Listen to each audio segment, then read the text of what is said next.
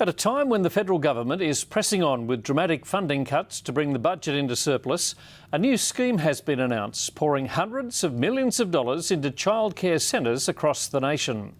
To coincide with the announcement, Big Fat Smiles Preschool today unveiled its new purpose-built centre at the burgeoning Bingara Gorge community town. This childcare centre is like no other in the region. The enormous hallway connects 5 different educational rooms.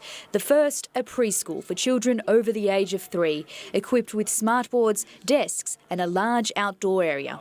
About 50 metres down the hall, the nursery, a separate room for children aged 0 to 2. We operate 12 hours a day to meet the needs of local families, many of whom are commuting to the Illawarra, to Sydney and down to the Southern Highlands.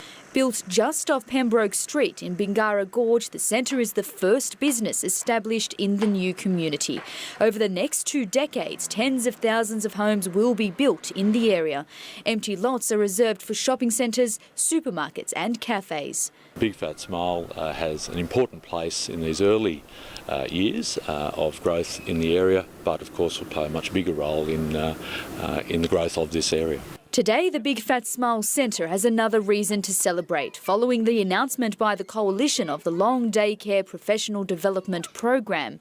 Hailed as the biggest contribution the government has ever made to early childhood education, the project will see about $200 million allocated to childcare providers and educators.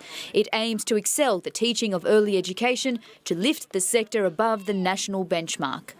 Long daycare services will receive around $3,700 for each qualified teacher they employ. An additional $4,000 will be given to services in regional and remote communities to help tackle the skill shortages in those areas. If we get things right with children, then there are all sorts of monies that don't need to be spent in difficult interventions later in life. We're really pleased with the announcement and the fact that that money will be flowing through sooner rather than later to the sector. Jennifer Beshwati, WIN News.